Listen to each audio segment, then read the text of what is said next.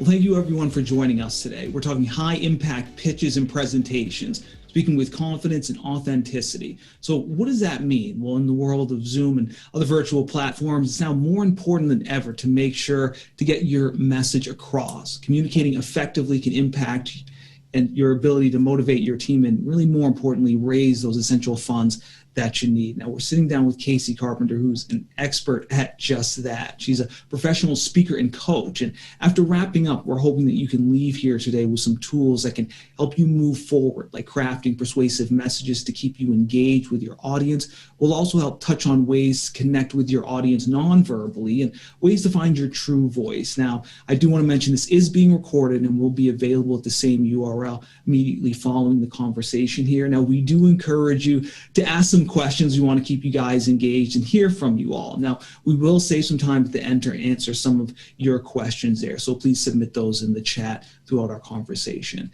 Now, I do want to mention today's conversation is brought to us by the Bank of America Institute of Women's Entrepreneurship at Cornell, collaboration that delivers online learning to entrepreneurs with the skills, knowledge, and resources to build, manage, and scale a successful business. So first, let me start by introducing Casey. Ms. Carpenter knows anyone can improve their skills with the right training with the right mentor. She's led sales and leadership boosting workshops for the Women's Center of Entrepreneurship Cooperation, Women in Health Management, and the Association of Image Consultants International. She's also a national board member of the National Speakers Association. Casey, thank you so much for joining us today, and I'll let you speak here. And thank you for having me. So why don't we go ahead and dive right in. Who is Casey Carpenter? Well, I grew into my career and I had a very rocky start. I started in sales, as Nicholas said, and I want to ask you, how would you describe a successful salesperson? Well, you probably would say things like they're confident, or they have an outgoing personality, they're chatty, they're talkative. One of those people who everybody seems to know? Yes. Well, to start, I had very few of those attributes. I was born with 4 strikes against me. I'm an introvert. Yes, I am an introvert. Highly sensitive. I am shy, and I was also scared to talk to people. So wouldn't you agree that none of those are exactly winning business attributes? I know. I nearly got fired from my first sales job until they discovered that I was excellent at leading group presentations and sales calls. In fact, I was good at the public speaking part of my role, and I enjoyed it so much that I left corporate America and founded a business based on speaking. So I stumbled upon something that I carry forward to this very day. Your ability to speak, to stand and deliver while using your presence really differentiates you from anyone else, and it differentiates you in the market. When you harness it, your gravitas can take you anywhere. Any conference or boardroom, you're going to command the entire room. And now you get to do it virtually. One of my biggest joys right now is working with founders to pitch their business ideas. Now, I don't have to tell you, you know this. Sales is leadership. Sales is leadership. You may not think of yourself as a salesperson, but you know what? You are when you pitch your company every single day. Now, recently, as part of my pitch coaching, I was working with a woman who baked the most incredible cheesecake. I mean, melt in your mouth and then some. Yet, she was really holding herself back when she spoke and when she was pitching and trying to engage her audience. I could sense a lot of hesitation from her. She didn't make eye contact, so she kept looking down. She kept looking away. And she finally said to me, you know what, I'm really not comfortable doing this. I'm at my best when I'm in my kitchen and I'm behind the scenes and I'm baking. Could you do it for me? She was half kidding about the last part, but you know what? She is the CEO of her enterprise, and she was abdicating her power all over the place. I tried to help her with the words, but her body language really told the truth. She wasn't ready to take on the leadership mantle. And we're going to talk about this today, how pitching can help you build your leadership skills. And to lead, your words and your actions need to align. So here's what you're going to learn from me today. Are you excited? Are you ready? All right. Very. You're going to learn the 3 questions that will help you develop a clear, persuasive message that builds trust. We're also going to cover the 3 movements that will make your pitch or presentation really come alive. And you're going to learn how to communicate with integrity in a way that builds your leadership skills. And all of this is especially in the virtual format that we find ourselves communicating in today most of the time. All right, you should have a handout so you can follow along. If not, no worries. I'll make sure that I step you through exactly where we are. Let's start with the 3 questions. You're going to apply the 3 questions to help you develop a clear, persuasive message that builds trust in a virtual format. These 3 questions are going to help you pitch, and they're also going to help you lead. So the first question may sound basic, yet it's actually foundational. It's, who is your audience? And I invite you to think about a recent pitch that you gave and think specifically about who you were pitching to. Put yourself in their shoes. What motivates them to get up in the morning and do what they do? So part of knowing your audience involves crafting your messaging in language that really benefits them. So you're coming at it from a different perspective. Consider what a potential investor has invested in before. What's their area of focus? How can you craft your pitch so that you grab their attention right up front and you keep them interested? So you can do that by researching, right? And you're going to tailor your pitch to reflect who they are and what they care about. It's really all about them. The second question is, what is your goal? What do you want your listeners to do as a result of hearing your pitch? So are you looking to inform them? Are you looking to persuade them? Are you pitching to potential employees, clients, or investors? So many founders pitch their companies without ending in a clear, concise ask. Here's an example. We are looking for $5 million to build a prototype, which we will test in the next 6 months with an investor or client before we go to market. Remember, though, that it can take several meetings with an investor or client. You may have to decide the appropriate timing for your ask. And every pitch that you make should really have its own call to action based on whether this is the 1st or 5th meeting with them. So you'll have to decide what's appropriate. But please do include that call to action. It's critical. These first 2 questions are really fairly obvious, but the third one is not. And it's really the key to unlocking your genuine confidence. At Global Public Speaking, our company, we call the third question, why you? Why you means, why do you care? What makes you do your best work every single day? And when was a moment in your life that made you care? So, for example, here's my why you. My why you is to inspire confidence in women leaders, because I remember so well, as if it were yesterday, when I was afraid to speak up. When I was afraid to speak up, it was humiliating, as if I should be contributing something. And I would sit there and do the work that I do, or embarrassment.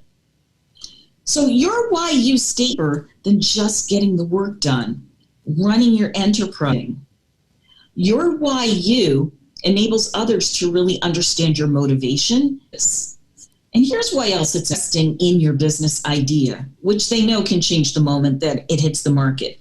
They're investing in you. They're investing in your motivation, your drive, your determination to stick with things will change, right? Except for change. Potential employees that you might hire to work with you, it's the same thing with them. They're motivated by your drive as much as by what you do. So that's why it's a powerful, and when you act in accordance with your why you're really demonstrating integrity with your values and your beliefs. So your homework assignment, you thought you were going to get out of here with no homework, huh? Your homework assignment is to write your why you. Why do you care about your business? And when was a moment in your life that made you care? It's really important to get that down. Maybe your why you was the moment where you decided to start your business. So consider starting your pitch with this story. It draws people in, and it really goes beyond the standard pitch language that people hear all day long. So you're going to stand out. You're going to be different. The why you captures your authenticity and your confidence. And it really ensures that you're just as powerful through a camera lens as you are in person. Really important. So as you can see, these 3 questions don't just help you with the pitch. They're critical before you communicate with anyone. And as a leader, you can't use a cookie cutter approach. You already know that. You need to understand what motivates each individual that you engage with. And sharing your why you and soliciting your team's why you is going to help the team bond. They're going to understand each other better, each other's motivation more, as well as the commitment to the company's mission. It's like the connective tissue, if you think of it in that way. Okay, let's now transition. Just as the 3 questions helped you develop a clear, authentic message to build trust, there are 3 movements. And these are the things that make your pitch come alive, especially in a virtual format. Now, what do you think the first is? Yes, you're right. It's eye contact. So eye contact is having a one-on-one conversation right through the lens of that camera. I'm going to coach you to look directly into the camera as I have been doing. And in order to do that, you may need to position your laptop so that it's at eye level. Your camera lens needs to be at eye level. You want your audience to feel as if you are literally sitting right across the table from them. And you want to feel that way too. Here's an example where this could have worked better. I belong to a group of coaches, and one of the coaches was practicing her pitch with us. She wanted to invite women leaders to participate in a particular program, and her words and her content were fine. In fact, they were great. But you know what was happening? Her eyes were darting all around like this. And she wasn't really connecting with us. I gave her feedback that although her content was excellent, it was really hard to read her because she wasn't connecting with us. And think about it. She was the leader of that program, right? This is something she's proud of. It's her life's work. She's going out and marketing this, and yet she's looking like this. For what she was selling, that wasn't going to work. She needed to demonstrate trustworthiness, like you're in good hands when you come with me, and so do you. We are all on so many virtual calls, right? Very often we're back to back to back to back.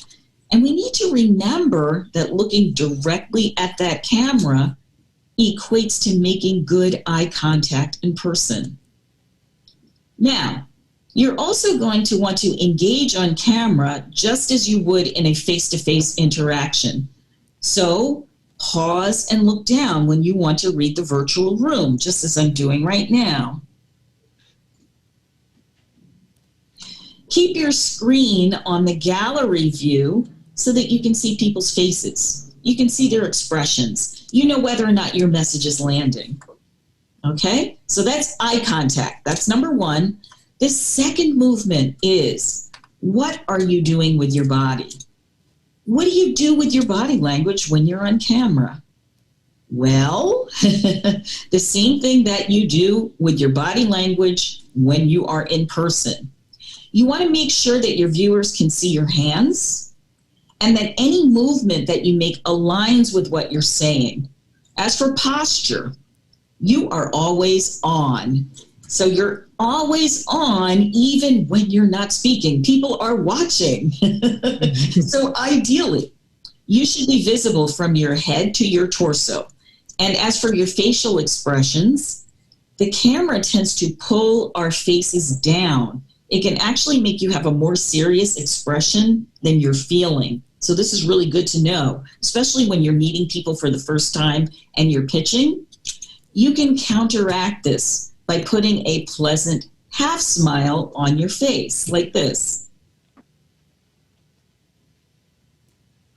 So the first two movements are your eye contact and body language. And the third one is technically not a movement at all, but it's the sound of your voice.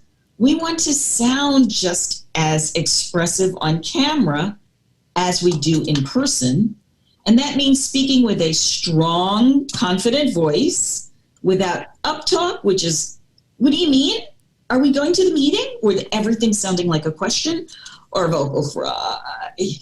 So you don't want to do either of those two things. You want to project that strong, confident voice.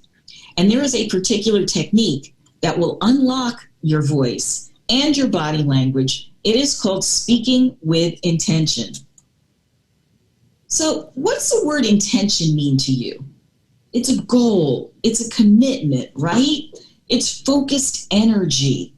And one way to strengthen your leadership persona is to ensure that your voice matches your words, because people are watching, you're observing. So imagine that I had started out today like this. Hi, everybody. My name's Casey Carpenter. Yep, I represent global public speaking. Well, we're here. We might as well get started. It's great to be here with you. You would probably have tuned out immediately and said, oh my goodness, is this the public speaking and presentation expert that's going to help me? I would have lost you, right? So I purposely started out today with a commanding voice. I owned my space. So that way you know you are in the right place. And I am exercising my leadership through my voice. I'm demonstrating the skills that I want to teach you. Otherwise, what happens is I create a disconnect and have you thinking, well, is she really happy to be here? I'm not so sure. Very often, when we see that dissonance, we look at the body language and we believe the body language over the words that we hear. All right, so you get to try it. Let's do an exercise around intention. So I want to be really clear about this because we're all going to stay on mute. Otherwise, we will have a cacophony. All right, stay on mute. You're going to introduce yourself in one sentence with 0% intention. All right, go.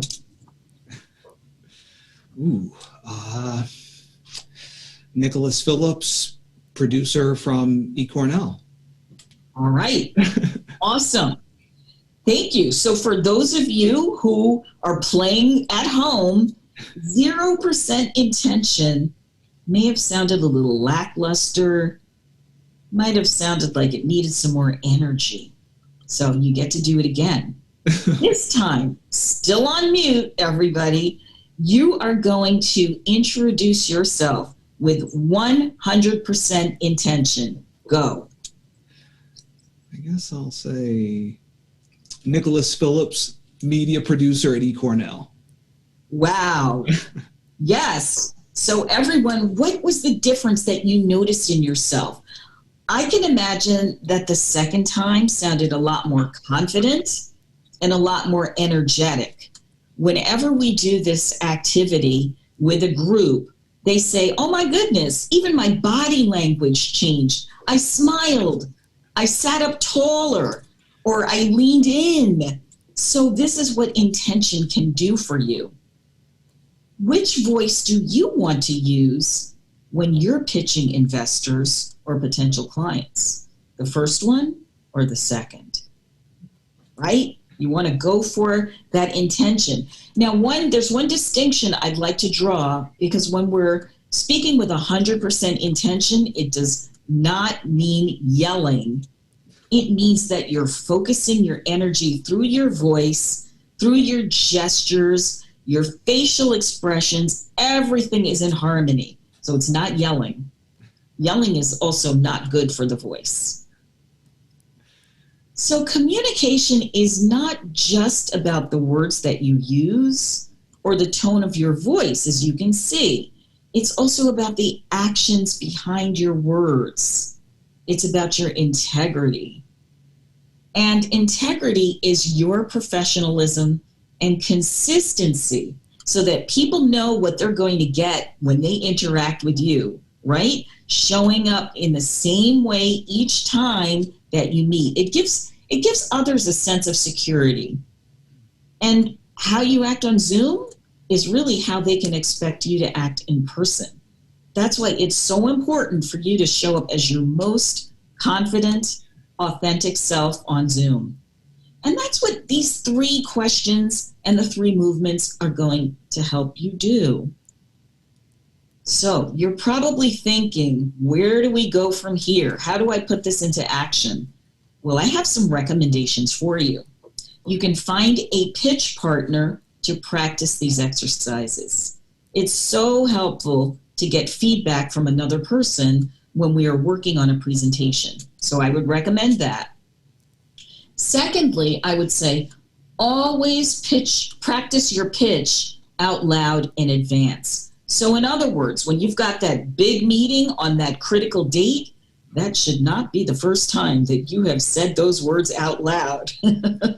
Practice, get it into your bones so that you're comfortable, because what will happen is when you're comfortable with your message, it leaves the rest of you free to engage. You don't want to give your brain so much work to do when you're in the throes of a high-stakes meeting, really. It's great to practice. And then you also work all the bugs out. Now, at our company, Global Public Speaking, believe it or not, we practice out loud before every single presentation. Yes, we do. And it makes a difference. And we also debrief every single presentation by asking what worked. What could we do differently next time? This is how we continue to sharpen our competitive edge. And you can do this after your pitches as well. I really recommend it. Even get a flip chart or a whiteboard. What went well? What might I want to do differently next time? And continue to incorporate those elements each time you pitch. You'll be amazed, and you'll feel so good doing that. Thank you. We've gotten so many questions, and I know we had some scripted questions, but I just got a perfect question actually from Stacy. She go ahead. She asked, Casey, do you have recommendations for tips for dealing with nerves before public speaking experiences? I know some people's deepest fear is speaking in front of people. So do you have any, tips on ways people can kind of settle themselves and calm their nerves down? I do, Stacy, and thanks for asking that question. I will say to you that nerves happen to me, and I've been doing this a long time. So when you get a little nervous, don't let that derail you. What it is you don't want your nerves to just hijack your performance. A little bit of nervousness is okay. And I'll tell you why. Most people don't notice it. And you're thinking, oh my gosh, my face was so red. I'm sweaty. My voice shook. We don't see the same thing that you're perceiving. Now, one technique that I will give you is to simply take a pause and breathe. It's okay to pause and gather your thoughts. You may notice that I was speaking at a moderate pace today. That's so that I want you to keep up with me. I want you to track with me. Pauses also enable you to gather your thoughts. So pause and breathe. Nice deep breaths before you start. And before you know it, you'll be at the end and they're clapping for you. Thanks, Stacy, for asking that question. Of course, and actually following up on that, what's the most important thing when it comes to communicating effectively? the most important thing, wow, I would say if I had to pick one, it would be demonstrating authenticity as a leader. And the way that you can make that happen is it's by the 3 questions and the 3 movements. Really keeping your audience in mind at all times and thinking about, okay, how can I make this audience-centric? What do they need to hear? What do they need to know from me?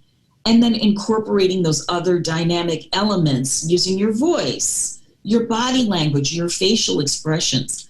I think that would be the thing that it really, for me, the most important. And knowing that each person is different, because people who invest in you, yes, they're investing in your enterprise. I get it. They are investing in you. So you want to let your personality shine through. And, how do we do that? What are some common mistakes that, folks make as far as maybe not letting their personality show? I would say I used to do this a lot in the beginning. It's trying to be perfect, right? We want to get it right. I know, I get it. We want to make a good impression. I will say, though, that when you show up and you're authentically you, and whatever that means, I don't know. You might ask people to describe you in 3 adjectives. So people have told me I'm warm, enthusiastic, and bubbly. Okay, then and that's true. I'm going to run with that. Let your audience see that. Let them see who you are. And also by sharing your story. And what skills can translate between, obviously, with the pandemic and everything, we've went from presenting in person to now via computer, where it can be, I feel like the screen can sometimes be cold. What skills are translatable between the two? There's more in common than not. So all the great things that you typically would do when you would walk into a conference room, you still want to do. Think about your posture. Think about how you're using your hands, your facial expressions, your voice. That doesn't change. But again, to be mindful is that there's something about the camera that it dilutes our energy. And I already told you that the camera itself pulls down the expression in your face. So I'm going to use a technical New Jersey term. You might have to zhuzh it up a little. And what I mean by that is be mindful and be a little more dynamic than usual. Take up space. You all might notice that I've been using my hands the whole time. Sure, because I want to make sure that I'm being dynamic and that you're staying with me and you're not bored and multitasking on your phone. And as somebody who speaks with their hands often, how much do, visual cues play into that?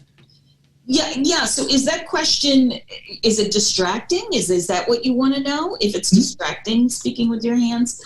I get that question a lot. And people say, but Casey, I use my hands. And I say, great, use them. You want to use them because here's the thing. If you do not, you're going to be fighting with yourself, in essence. And remember what I said about your words and your actions aligning. You're looking to have everything align because it really has to do with your credibility. So when people are evaluating you, do I want to invest in this venture? They're looking at you. If you talk with your hands, go for it. You just want to make sure it's not distracting. So nobody talks like this, right? They're not doing that. It's purposeful. And remember, intention. It's intentional. So it's good to practice. And, we've spoken a lot about, you and your story. And actually, I feel like this is a perfect question from Barbara. She asked, what are your suggestions when introducing yourself, when that first, initial meet? Maybe tell a story. What type of stories? How can you create that positive, warm first impression? Yeah. I like the idea of story because each of us has such a unique story. And if I were to sit down with every one of you with a coffee and find out, how'd you get to where you are today? I bet you I would be blown away. Share that. Tell your potential investors, your potential team members, how in the world did you get to where you are today? What was the impetus for you starting your venture? What made you want to do it? And that is more of a heart connection than a head connection, if you know what I mean, Barbara. And thank you for asking that question. It's another really powerful way to start to build that connection between somebody who doesn't know you. When we tell stories, we are relatable. And that's what you're looking to do. You're looking to connect. And how do we hold someone's attention through a virtual medium? What's, the best idea to do that as far as picking up? Yeah, there are several things that you can do. I, first of all, think being super organized helps.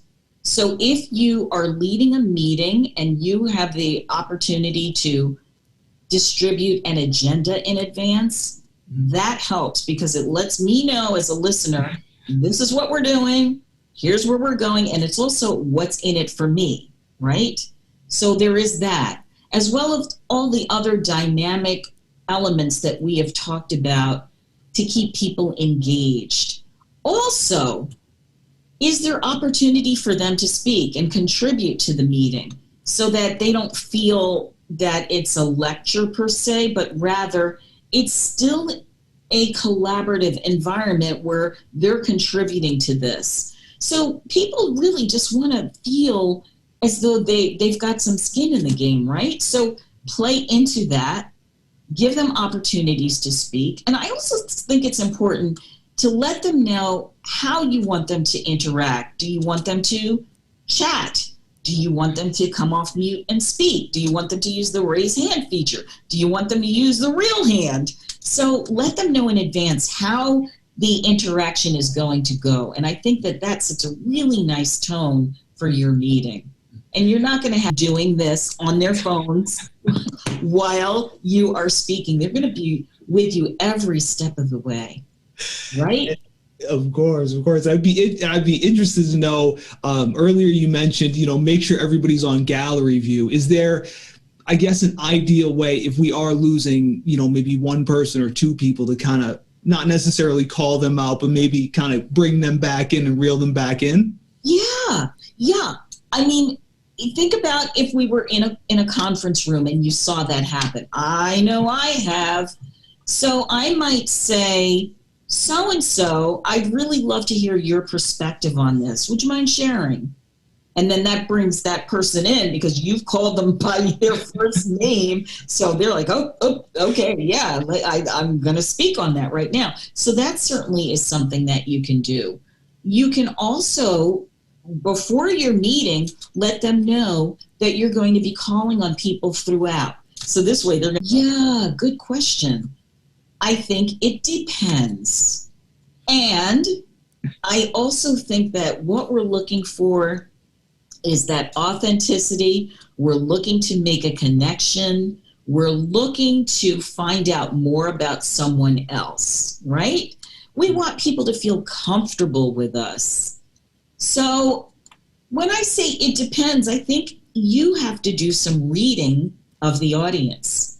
You have to be sizing them up and figuring out when is it appropriate to tell your story?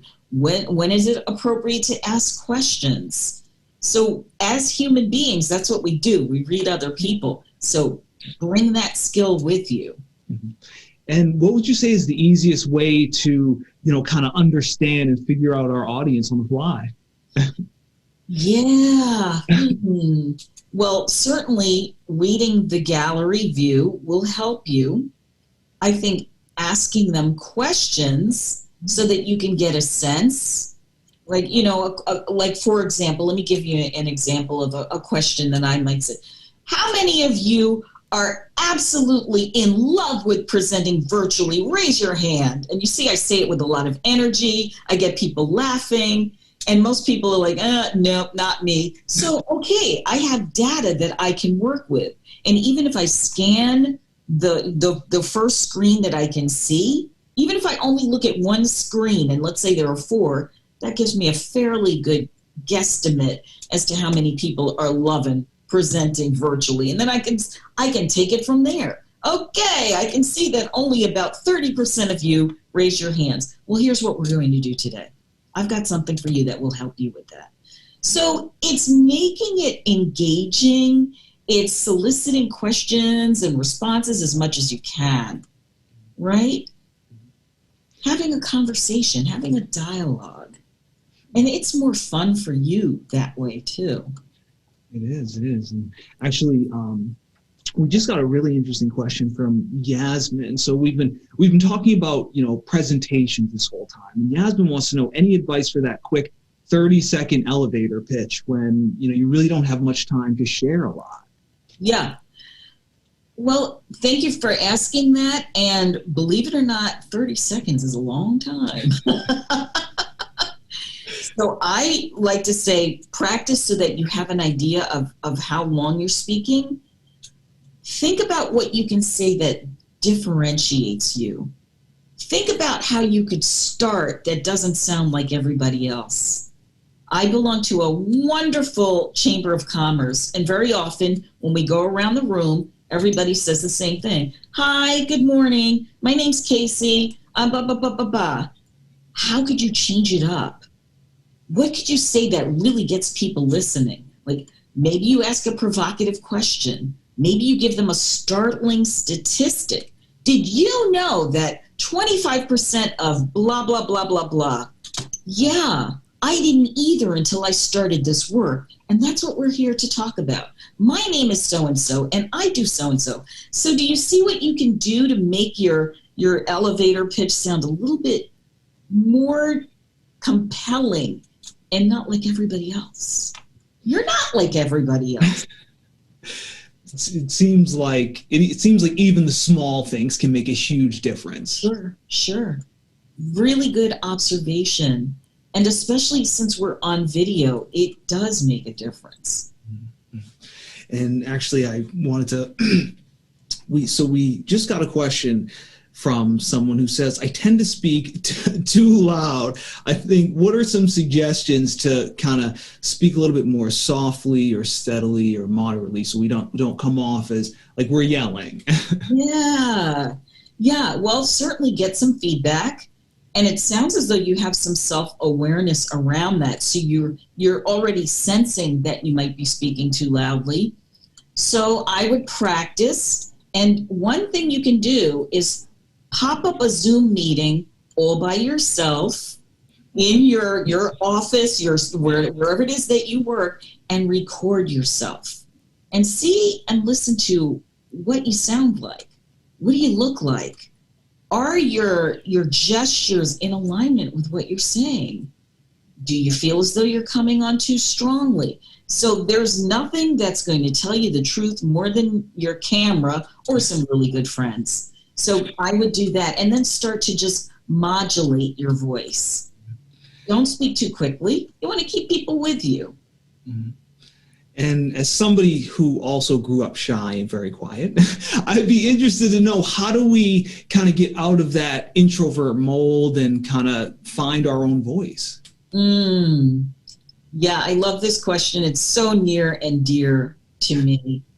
Well, here's one distinction I do want to draw, because sometimes people think introvert means that I'm shy and I sit in the corner and read a book.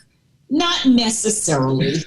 It means that the way that I take in my energy is different from somebody who's an extrovert.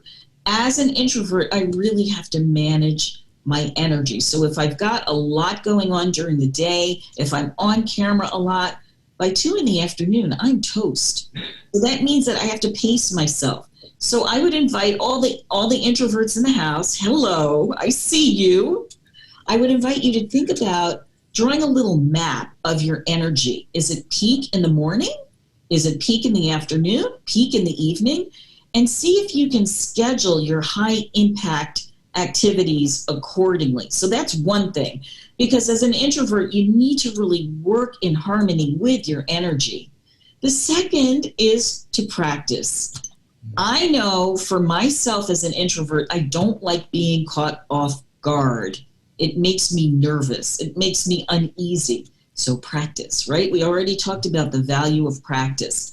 Practice so that you get it in your bones, so that when you show up, you really are showing up as yourself. Don't worry again if those first few minutes are a little nervous. It's okay. They're going to disappear. You're going to feel comfortable really quickly, and you're going to own your presence. So that's what I would say. It's really about energy. Everything is energy. I'm usually pretty energetic right after I have a little bit of coffee in the morning. Exactly. So you may want to have morning meetings then. If it's really important, high stakes where you've got to be on, then you may want to do yours in the morning. Sure. And I did want to check in and see, what is a typical coaching session for you like? Yeah. I'm glad you asked that. Typically, they last about an hour in duration, and they're all about you. So what do you want to accomplish? Are you working on a presentation? Are you working on a pitch? Is it something that's really important to you that you get one shot and it's got to go well? So what we might do together is I would help you work on some scripting if need be. So I help you with the content, make sure that everything flows, that you're getting your message across, and then you better believe it. We look at delivery. Because when you're doing something that's that important, you want to make sure that it lands well. Sometimes when we're pitching, we don't get a second chance, do we? So you want to really make sure that you've got that buttoned up, that you feel as confident as possible, that you're eating well that day, you got your sleep the night before, you've taken care of yourself so you can show up as your best you. That's what we do in coaching. And, when it comes to, coaching people through and pitching and everything like that, is it a situation where, practice makes perfect? You just kind of have to, continually do it and, learn from the mistakes and grow? I think so. And, I wouldn't really say to strive for perfection. That's really hard. Don't put that much pressure on yourself. Do a little better than the last time you pitched, and then do better than that, and then do better than that, so that you're constantly up-leveling. You might come out and say, wow, well, I didn't do too well on the Q&A. I think I need to bolster my knowledge of the financials. And so next time you're going to be ready with your financials. So it's little steps at a time, so that way it's not overwhelming. I mean, we want to stay in the game, right? We want to keep, 2 years, 3 years, 4 years later, we want to still have that business. And always take one thing away from your presentation. That's a good thing to remember. Yeah. And, when you deal with, clients and folks that you coach, what would you say is that one thing that, maybe a majority of folks need to work on, or a majority of folks need to think about? What is one thing? Oh, I know. The usage of habit words. So what's a habit word? Well, I'll give you an example. Let's say you tossed me a question. So Casey, what's the predicted revenue of your business in year one? And I go,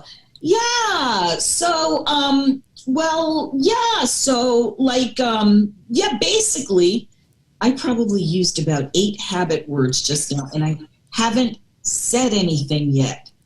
So what is a filler? What's a habit word? It's a word or a sound that we use that has absolutely very little value because it's not a word or it's overused. So try to not use them when you speak.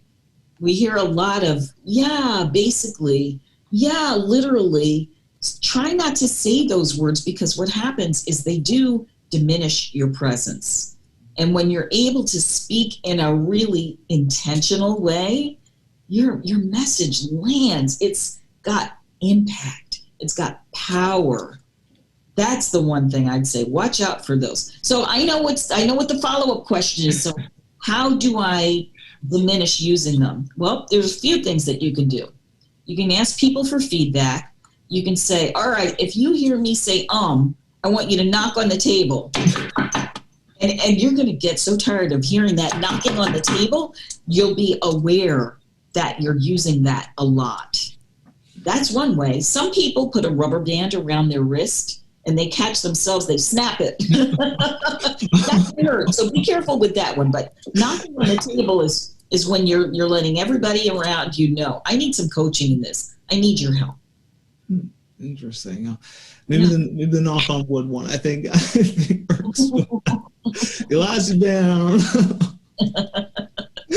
So we actually just got a question from Andrea. She asked, I've always used blazers to get away from looking so young. You can wear them with dresses, jeans, or dress pants, and it seems to not only make an impact on others, but help with confidence. So I believe she's asking, what about our appearance when it comes to, depending on if we look younger or look older, will the audience perceive us a certain way? Yeah, great. Yeah, great. I would say that we have 7 seconds or fewer to make a first impression. What do you want your first impression to look like? Especially now that people are really evaluating us based on this rectangle and how we show up. So I say if you find that blazers give you that look and confidence that you need, rock it. Go for it, because it's going to really make you feel good. And that's what we're looking. How can we build that confidence from the inside out so that it comes out and we're demonstrating that we are the face of our business and we're here, we're strong. So I think whatever makes you feel the most comfortable. And then again, keep in mind, who's your audience? Who is this investor? What other ventures have they invested in? What do you think when they're thinking about, oh, I'm investing in this person? How do you think you need to show up? And P.S. I like blazers too. I actually do love blazers. I'm a big blazer person. Blazer and jackets. I love looks them. nice. Very nice. I'd be interested to know, should we change our appearance depending on the audience? So if it's, maybe a banker, for example, or if it's somebody else, should we change our appearance depending on the audience? I don't know if we need to change our appearance per se, because remember, we're going for authenticity, credibility, consistency. So think about it in that way. If you've got a succession of meetings with people or maybe the same person, they're looking for consistency in how you show up every single time. So if the first meeting I wear, I don't know, a tie-dye t-shirt, and then the second meeting I hear, oh my goodness, I'm meeting with the bigwigs, so I put my blazer on. Who is Casey? I'd be asking, if I were that investor, well, who is she really? And tie-dye t-shirt is great when that's the face of your business. And maybe you explain that as part of your story. You're probably wondering why I'm wearing this. Well, here's a story and my reason why, right? Mm-hmm. That'll certainly, I feel like, get somebody's attention with a tie-dye shirt. No doubt. So we spoke about having, somebody else and, having them give us feedback, on some of our presentations. How important is that to, have somebody there that says, hey, you might be a little too loud, maybe dial it back, or, how, or who should we go to maybe to see, hey, maybe you might need to tweak this a little bit. Yeah. I'm glad you asked that, because I actually wanted to, I guess, say a little more about finding that pitch partner, because when we have a pitch partner, we are in it together. We have a really good sense of what's at stake. We know what it's like to be pitching to these investors. So someone like that would have a really good mindset about giving feedback. Mm-hmm. Your grandma may love you. She may love you to pieces.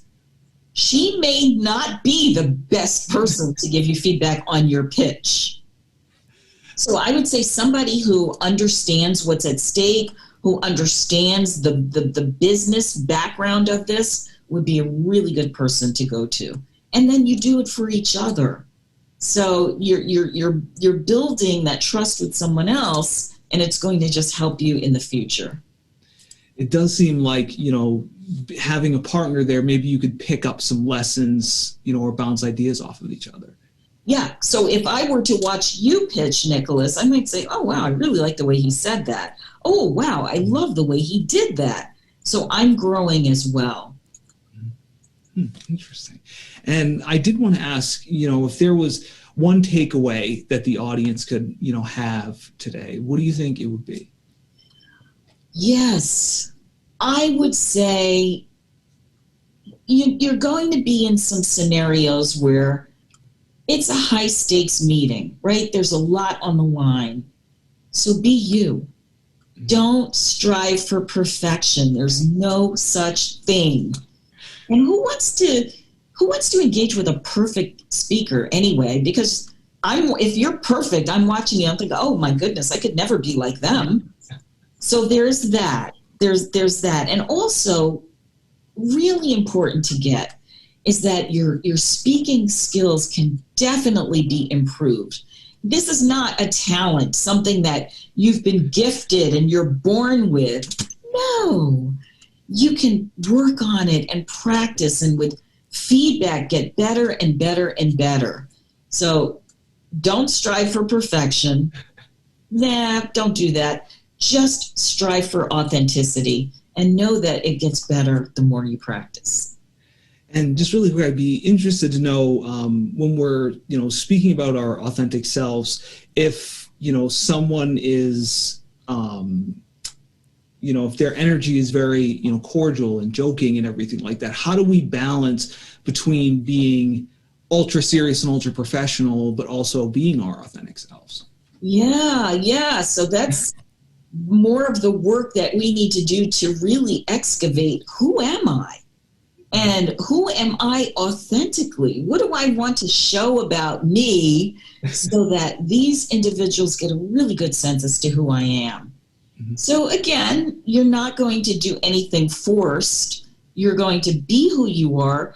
If who you are is, sometimes you make jokes, that's great. Now, you also do need to read the room to know when to dial that back and when to get down to business. Right. Think about just the way we would do this if we were all in a big meeting center together. You're reading the room. You're reading the crowd. That person looks serious. That person looks interested. So you're engaging with people along the way. You've got to be able to read the audience and adjust accordingly. If they all look bored, you got to pick it up. You got to, keep it moving, so that they stay with you. And should our presentations be the same regardless of the number of people in the audience, if it's, 5 or 100? Sure, absolutely. Now, in a room like this, what you're going to focus on, in addition to reading the room, you might pause, stop. You're going to focus on connecting through that camera. Because when I connect with you through that camera and make that really great eye contact, I could be looking at 5 people or 2,000, right? What we don't want to do is go through the whole presentation and look down here. And I still see people doing that. Be careful of that. You want to look at them right in the eyes. So that way it looks like I'm sitting across the table from you. Seems very, very important. And yes, just lastly, if you reach out to our audience, I know we've gotten a bunch of questions in, but if you could reach out to them and offer them words of encouragement or anything like that, what's that one thing you would want our audience to know? Yes. So with the uncertainty that we're still moving through, I want to reassure you that you are leaving with several concrete tools to connect and engage any audience, anytime. I mean, you can literally take what we learned just now and use it in your next meeting. So I would say, look, use me as your example. As someone who was afraid to speak, I was terrified. I would sit in a corner. I was hiding who I was. I hope to inspire you to use that great voice of yours as I've learned to use mine. Takeaway. Well, thank you so much, Casey, and I appreciate everybody that was watching today. I really, really do appreciate it. As a reminder, this is being recorded and will be available at the same URL roughly about 10 minutes after. So if you need to hop off or anything like that, please feel free to hop back on. Casey, thank you so much. Audience, we really, really appreciate you, and thank you for your questions. Have a good day.